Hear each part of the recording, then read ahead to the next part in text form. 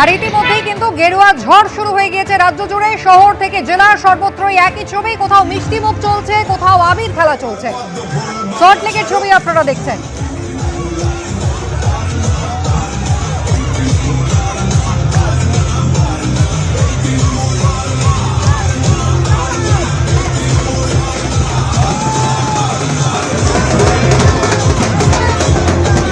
মিষ্টি খাওয়ার পাশাপাশি আবির খেলা যেমন চলছে, তার পাশাপাশি কিন্তু একেবারে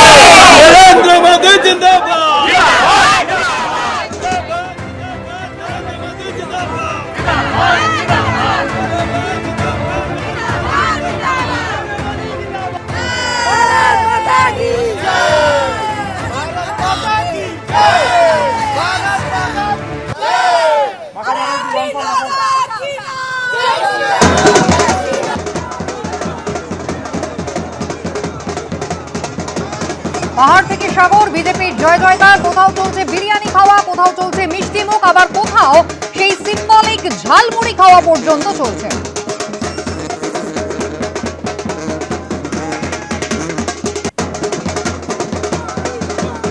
এবং একই সঙ্গে বিজেপি জিততে কিন্তু নবান্নের নিরাপত্তায় কেন্দ্র বাহিনীর সক্রিয়তা শুরু হয়ে গিয়েছে। ফাইল নিয়ে ঢোকা বেরোনোর ওপরে যেমন নজরদারি শুরু হয়েছে, তার পাশাপাশি শুরু হয়েছে ব্যাগ চেকিংও।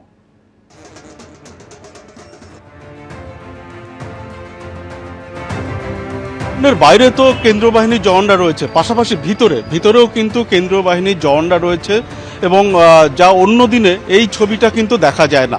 এর পাশাপাশি দেখাতে বলবো যে এই নবান্নে ভিতরে যাওয়া এবং বেরোনোর যে সমস্ত পথ রয়েছে, সেই সমস্ত পথেই কিন্তু কেন্দ্রীয় বাহিনীর জওয়ানরা রয়েছে।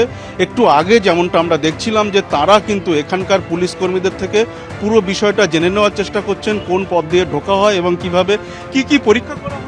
ব্যাগ চেক করা হলো, বডি সার্চ করা হলো, ফাইল সমস্ত কিছু। না, কোনোদিন হয় না।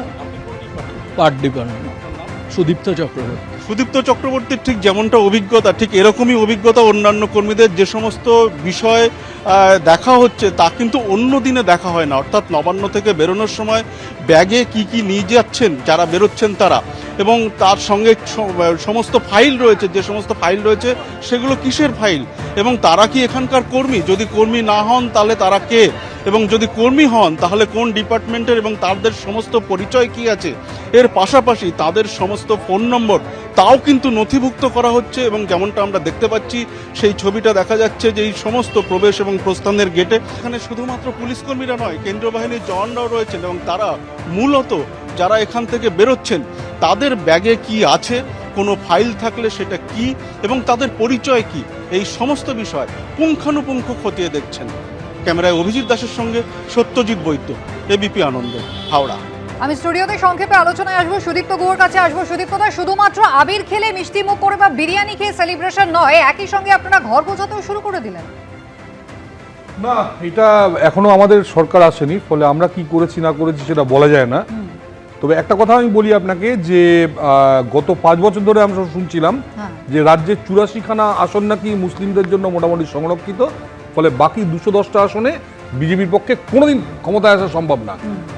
আমরা 192টা আসন মোটামুটি এখন যে ট্রেন্ড যাচ্ছে সেই ট্রেন্ডে যদি আমরা জিতি তাহলে প্রমাণিত হয় যে 210টার মধ্যে আমরা 95% আসনে জিতেছি, যেটা ইম্পসিবল। তার মানে ওই যে 84টা যে বাকি আসন আছে সেই 84টা আসনের মধ্যেও আমরা ক্র্যাক করেছি। এবিপি আনন্দ, এগিয়ে থাকে, এগিয়ে রাখে।